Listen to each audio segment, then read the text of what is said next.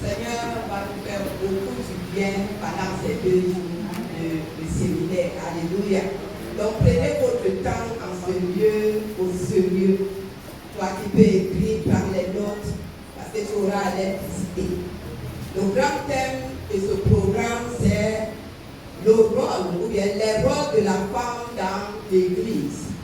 Les rôles de la femme dans l'Église. Pour te dire que la femme a un rôle à jouer dans la maison de Dieu. Alléluia. La femme a un rôle très très important à jouer dans la maison de Dieu. C'est parce que nous avons délaissé nos postes que nous avons beaucoup de programmes, de problèmes dans l'église et dans nos maisons. Et dans nos foyers, il y a des problèmes parce que nous ne prenons pas nos rôles au sérieux. Alléluia. Je veux te dire, bien-aimé, que la femme n'est pas laissée de côté. La femme est bel et bien appelée dans l'œuvre de Dieu. C'est comme la maison physique. La maison ne peut pas être équilibrée sans le père et la mère. Il n'y a aucune maison qui est équilibrée bien qu'avec le père. Et l'ennemi le savait. Et c'est pourquoi il nous a apporté une mauvaise parole pour dire que les femmes ne sont pas appelées. Mais les femmes sont bel et bien appelées dans la maison de Dieu pour œuvrer. Est-ce que quelqu'un m'attend ce matin? C'est la raison pour laquelle la Bible nous dit clairement dans le livre de Joël. Nous n'allons pas prendre la Bible pour le moment. Je donne des passages comme ça. Juste, je veux faire un fondement pour attirer ton attention, pour t'amener encore à prendre ce temps au sérieux. Dans le livre de Joël, chapitre 2, le verset 28, Dieu nous a dit clairement qu'il y aura un temps qui va déverser de son esprit sur toute chair, sur les serviteurs et les servantes. Et tous, ça veut dire hommes et femmes, vont prophétiser. Nous allons avoir des songes, des rêves, les enfants également. Et c'est dans ce temps que nous sommes. Alléluia. C'est dans ce temps que nous sommes. Et nous voyons l'accomplissement de cela dans le livre des Actes, chapitre 2, le verset 17 au verset 18, où la Bible nous dit clairement encore qu'au moment de la Pentecôte, l'Esprit de Dieu est descendu sur tout le monde qui était là. Et je pense que tout le monde qui était là n'était pas seulement des hommes, il y avait également des femmes. Et l'Esprit de Dieu s'est répandu sur tout le monde.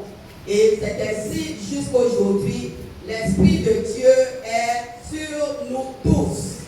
Et pourquoi cela? Parce que sans l'Esprit de Dieu, personne de nous ne peut faire quoi que ce soit dans la maison de Dieu. Nous avons besoin de lui. C'est lui notre force. C'est lui qui nous donne le courage. Alléluia.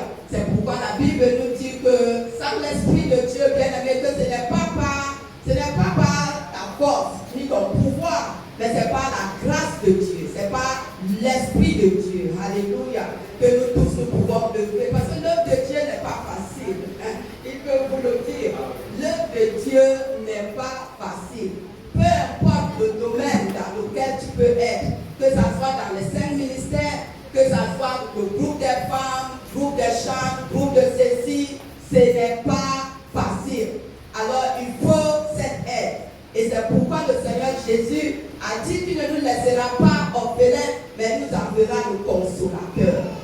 Celui-là même qui est toujours avec nous. Alléluia. Donc bien aimé, nous parlons des rôles de la femme dans une église.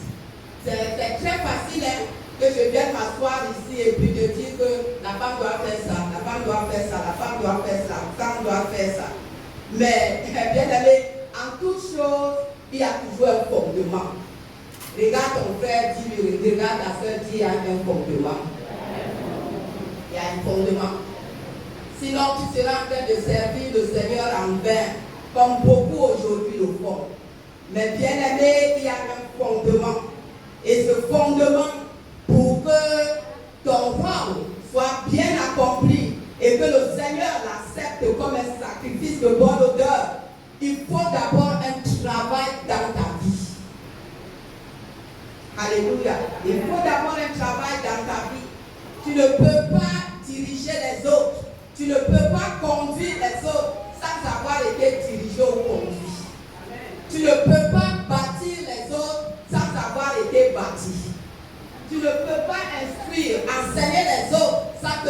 sois au préalable enseigné et instruit.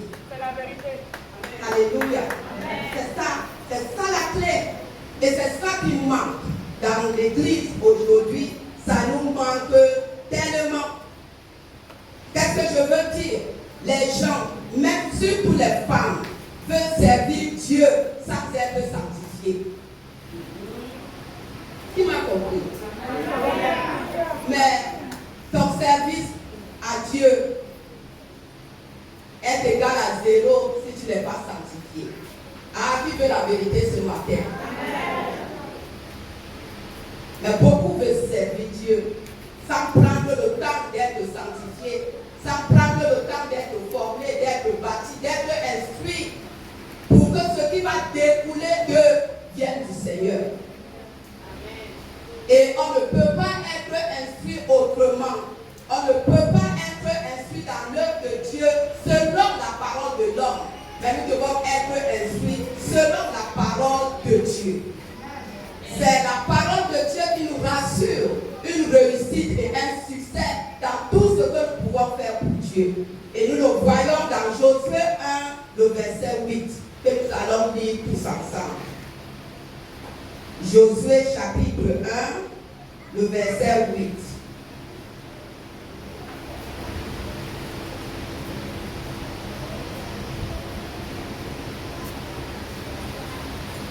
La parole nous dit ceci, bien-aimés, que ce livre de la loi, parlant de la Bible, ne se loigne point de ta bouche. Médite-le jour et nuit pour agir fidèlement selon tout ce qui est écrit. Car c'est alors que tu auras du succès dans tes entreprises. C'est alors que tu réussiras.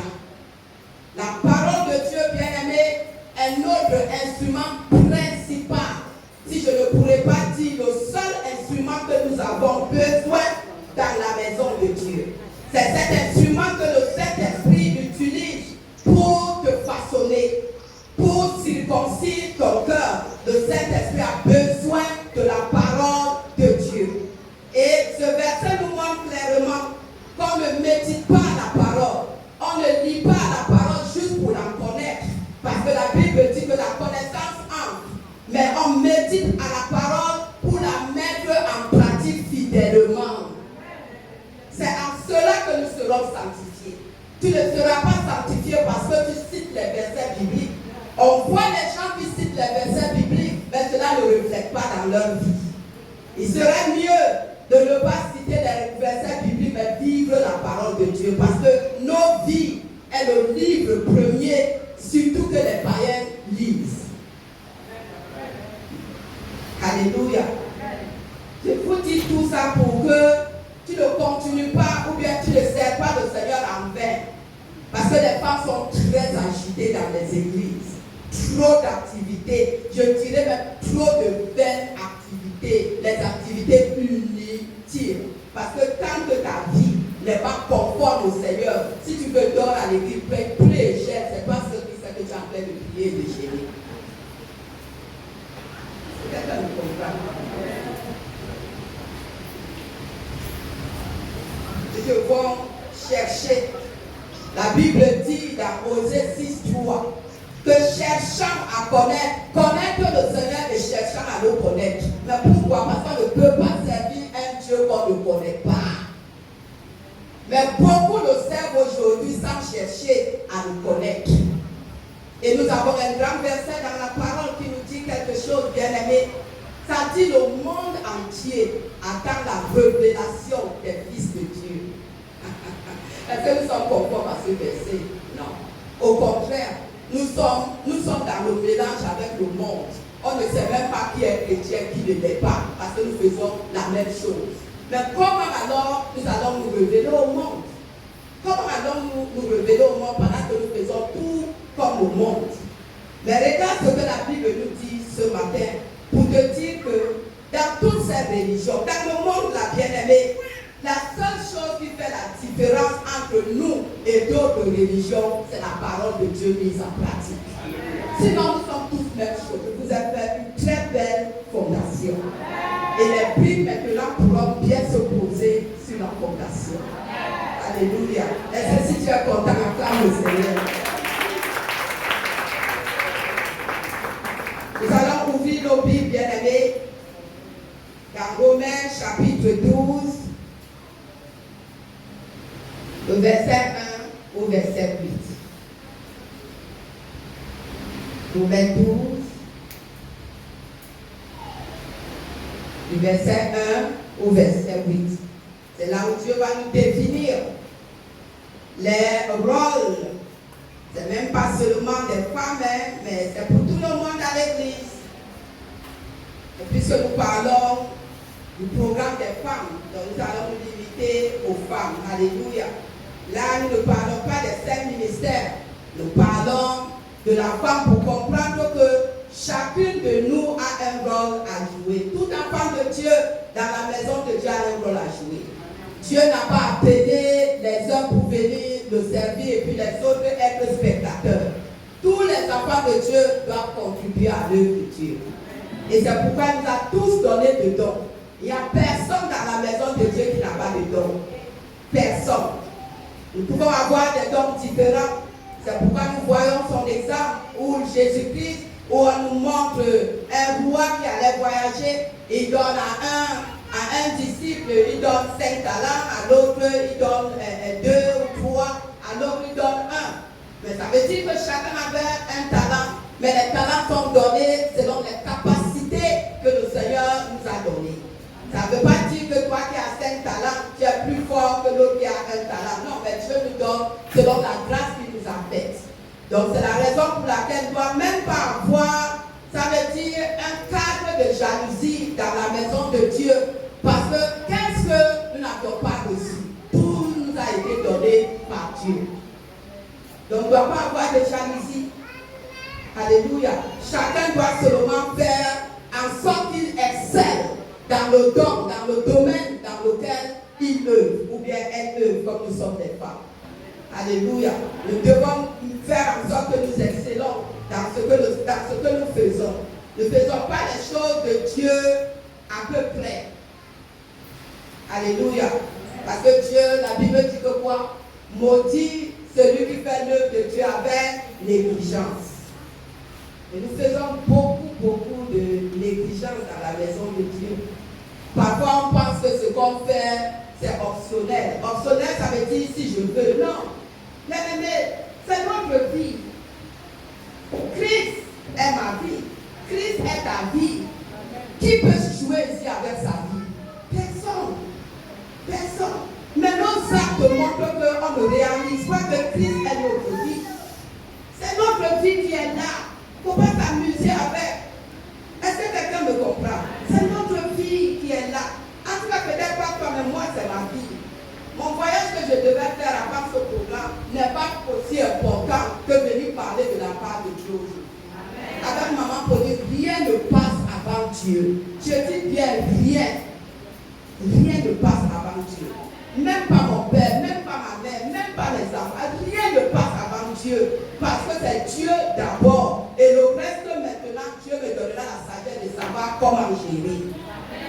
Donc c'est Dieu qu'il faut d'abord mettre le premier. C'est pourquoi la Bible dit au commencement, Dieu. Au commencement de ton mariage, Dieu. Au commencement de ton enfantement, Dieu. Au commencement de ton école, Dieu. Au commencement, Dieu. Arrêtons de dire les versets bibliques sans les vivre. Est-ce que quelqu'un me comprend bien? La vie, c'est dans la parole. Nous allons lire Romains 12, du verset 1 au verset 8. Et le Seigneur nous parle, il dit: je vous exhorte donc, frères, par les compassions de Dieu, à offrir vos corps comme un sacrifice vivant, saint, agréable à Dieu, ce qui sera de votre part un culte raisonnable. Ne vous conformez pas au siècle présent, mais soyez transformés par le renouvellement de l'intelligence, afin que vous discerniez quelle est la volonté de Dieu, ce qui est bon, agréable et parfait. Par la grâce qui m'a été donnée, je dis à chacun de vous de n'avoir pas de lui-même une trop haute opinion, mais de revêtir des sentiments modestes selon la mesure de foi que Dieu a départie en chacun. Car, comme nous avons plusieurs membres dans un seul corps et que tous les membres n'ont pas la même fonction, ainsi, nous qui sommes plusieurs, nous formons un seul corps en Christ et nous sommes tous les membres les uns des autres. Puisque nous avons des dons différents, selon la grâce qui nous a été accordée, que celui qui a le don de prophétie l'exerce selon l'analogie de la foi, que celui qui est appelé au ministère s'attache à son ministère, que celui qui enseigne s'attache à son enseignement, et celui qui exhorte à l'exhortation, que celui qui donne le fasse avec libéralité, que celui qui préside le fasse avec zèle, que celui qui pratique la miséricorde le fasse avec joie.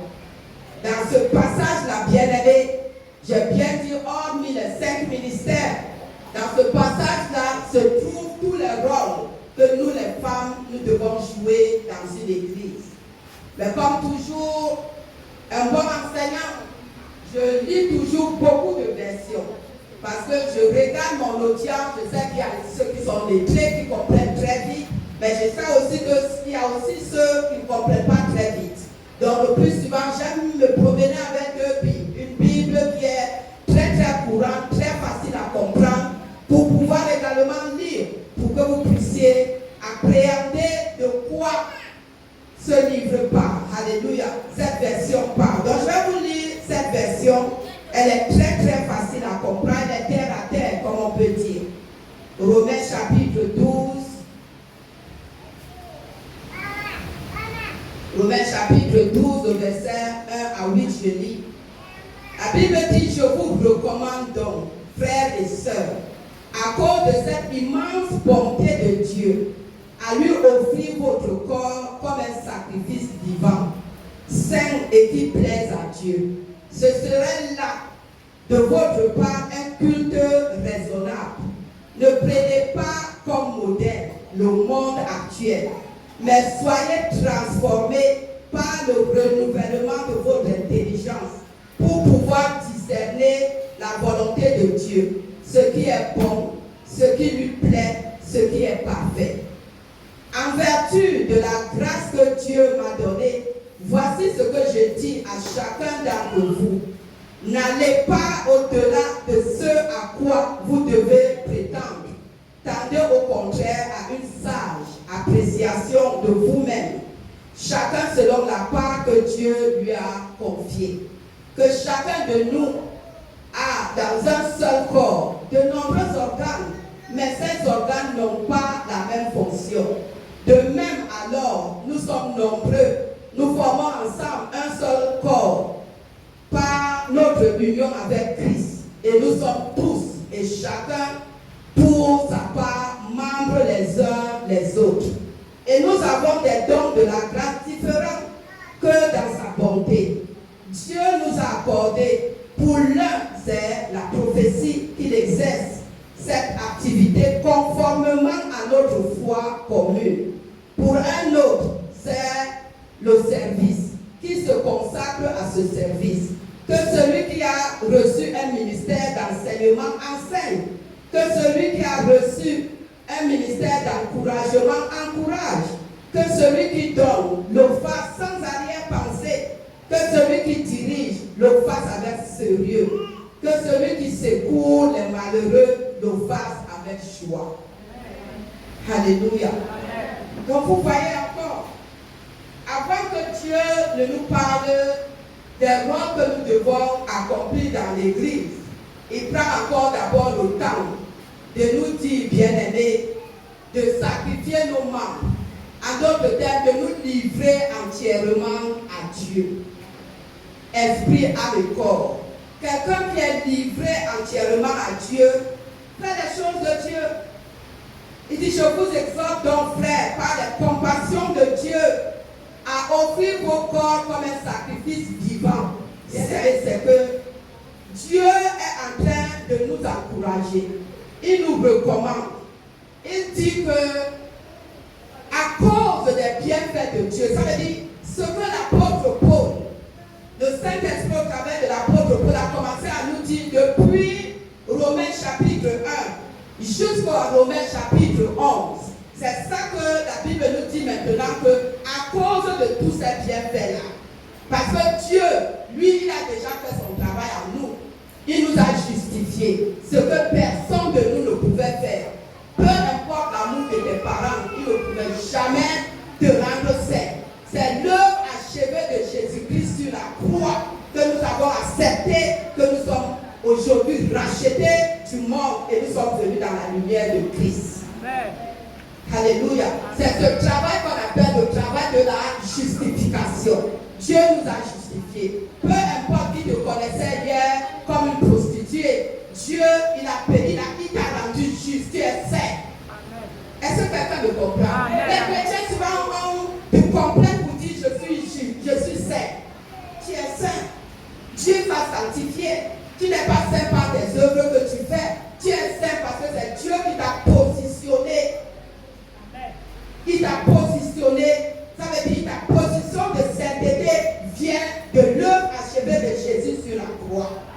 Mais maintenant, lorsque Dieu te sanctifie, tu as maintenant un travail à faire. C'est ça qu'on appelle la justification progressive.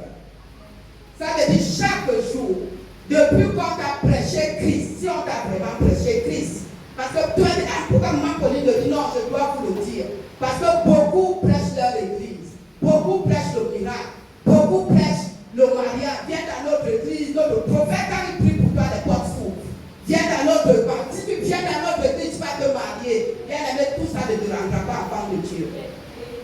La seule chose qui te rend enfant de Dieu, c'est qu'on te dise que par amour pour Dieu, Jean 3,7, Dieu nous a tant aimés qu'il a envoyé son Fils unique afin que quiconque croit en lui ne périsse point, mais qu'il ait la vie éternelle.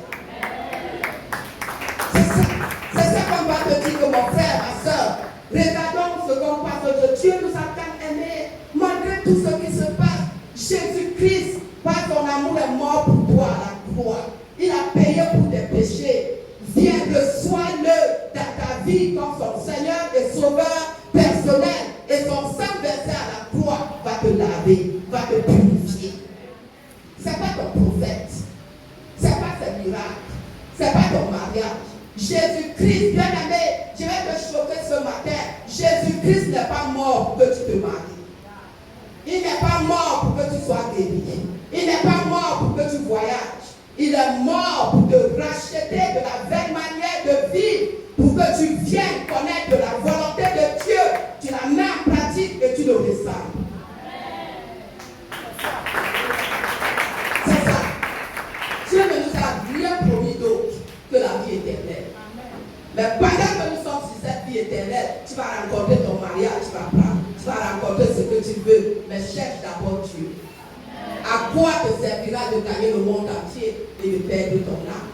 À quoi te servira d'être marié, de voyager, de faire tout ce que vous courez après et perdre votre âme? Alléluia. Donc, quand ne vous mentez pas, pour vous dire une fois sauvé, c'est sauvé. C'est un évangile hérétique. C'est du faux. Parce que toi et moi avions un travail à faire.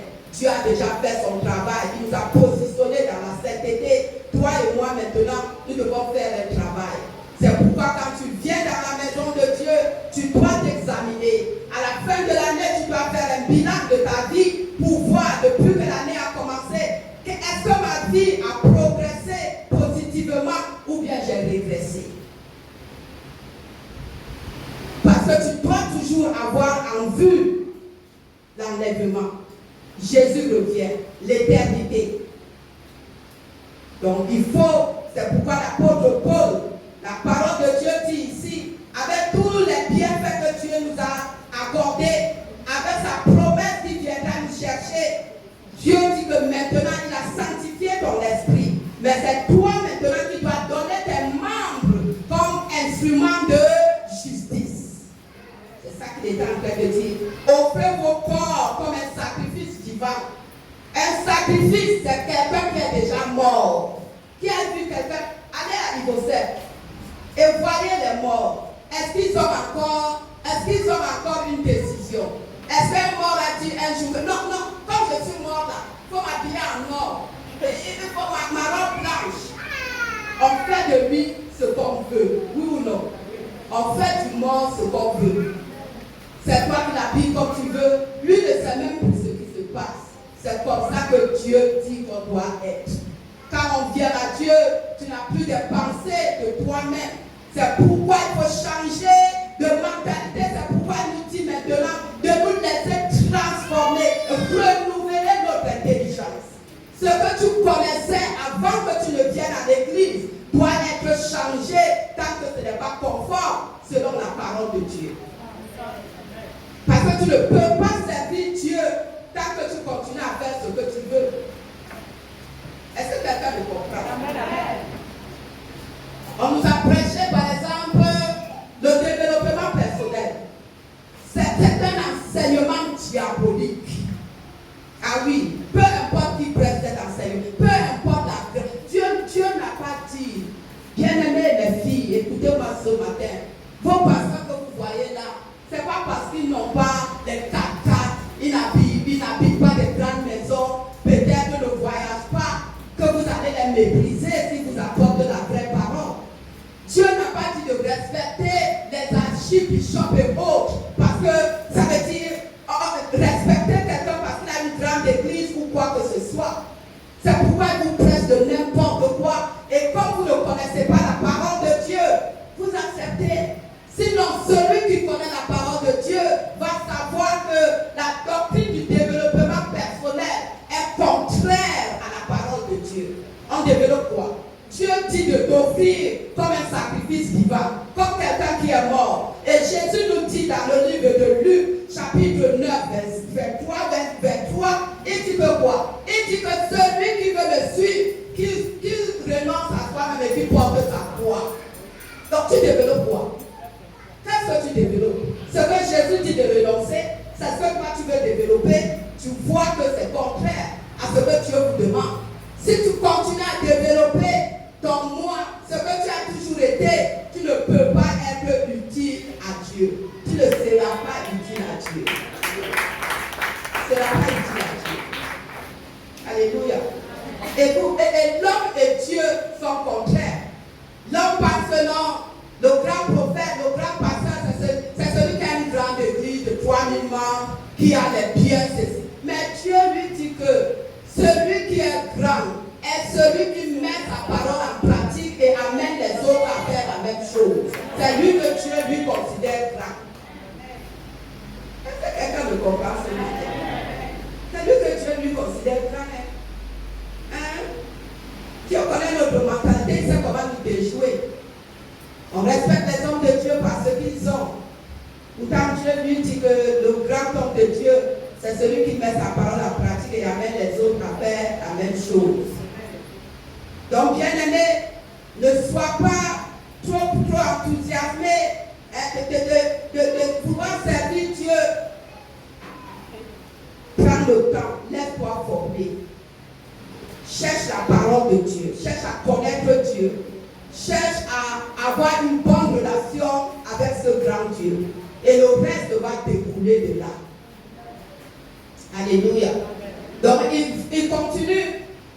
Et ça veut dire, il est comme je vous ai dit, il dit donnez vos membres comme les instruments de justice. C'est ça qui est un culte raisonnable. Pas l'église que tu vas venir. À quoi ça sert à Dieu si c'est toi qui parlais l'église tout le temps alors que tu dors dans le lit de la fornication? Alléluia. Ça lui sert à quoi?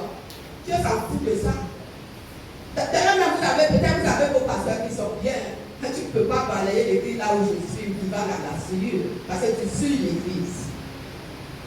Tu ne peux pas avoir de fonction quand ta vie n'est pas en règle avec Dieu. Tu ne peux pas. Les chants, bien-aimés, quelqu'un ne doit pas chanter ayant un copain. Parce que ça ferme le ciel. Je ne veux pas me déplacer un dimanche pour venir louer Dieu pour les autres quand on vient dans sa présence les dimanches. Et toi, tu vas barrer mes prières, tu vas barrer mon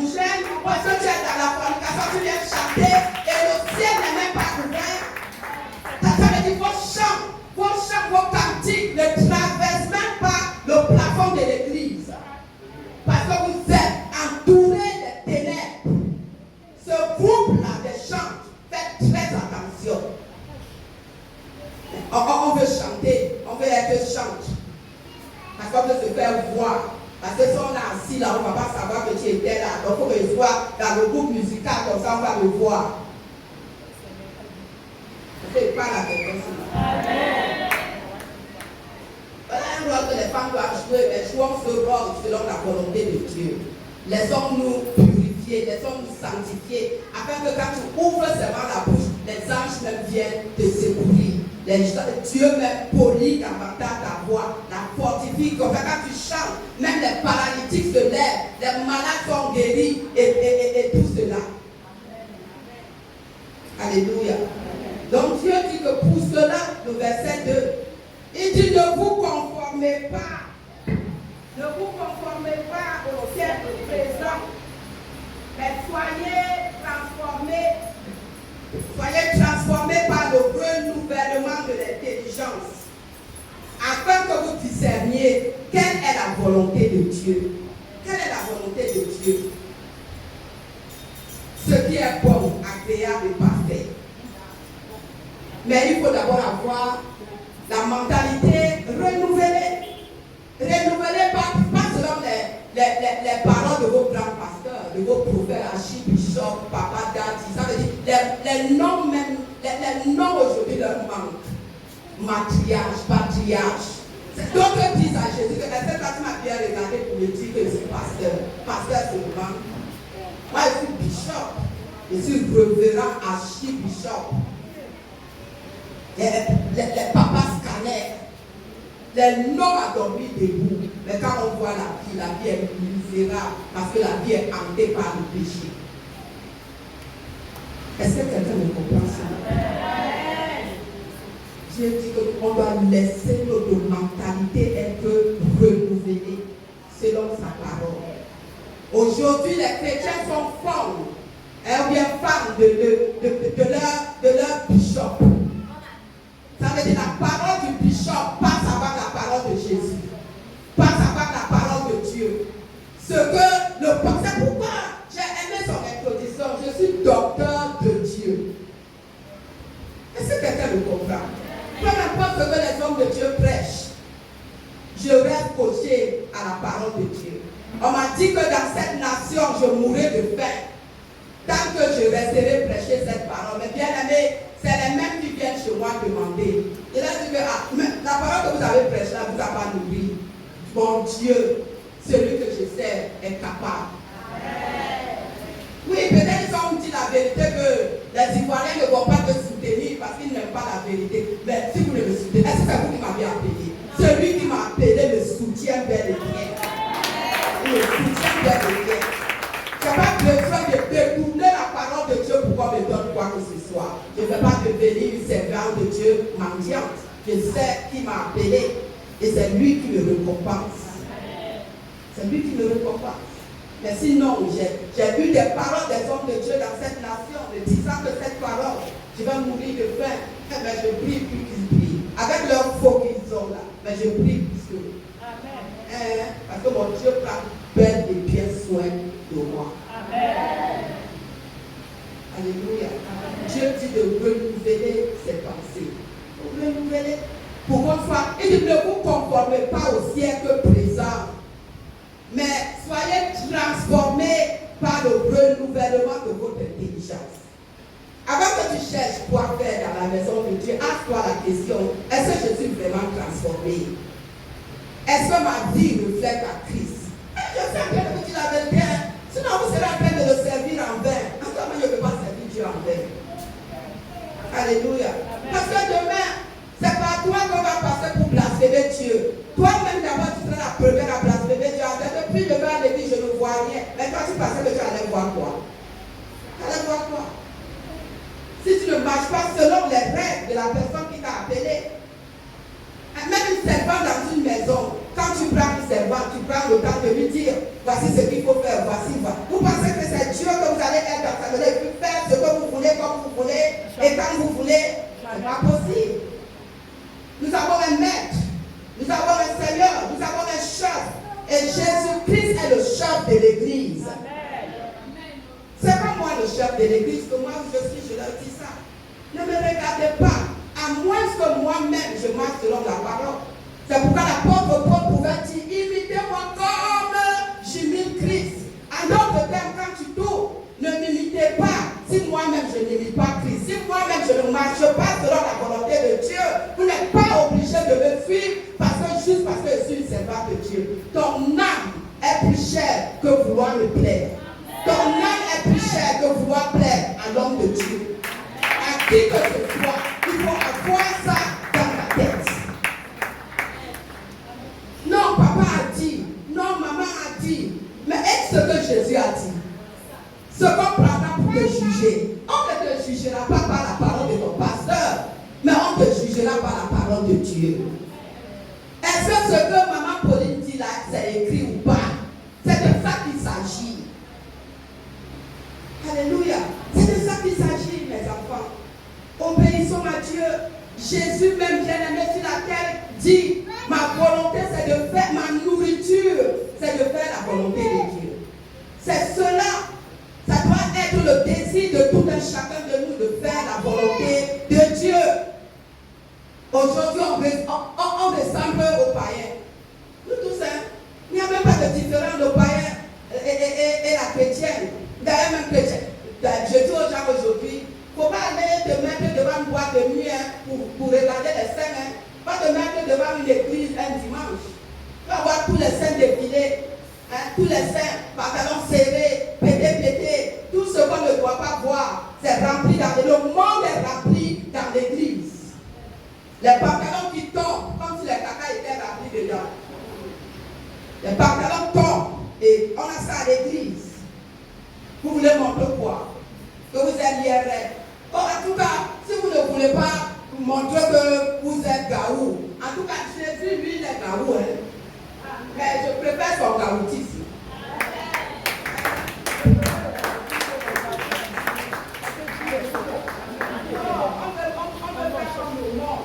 Pour montrer que non, c'est pas parce que je vais à l'église que non, bien aimé, tu peux être à l'église et être élégant. Il n'y a pas besoin d'être en pantalon pour être élégant ce matin.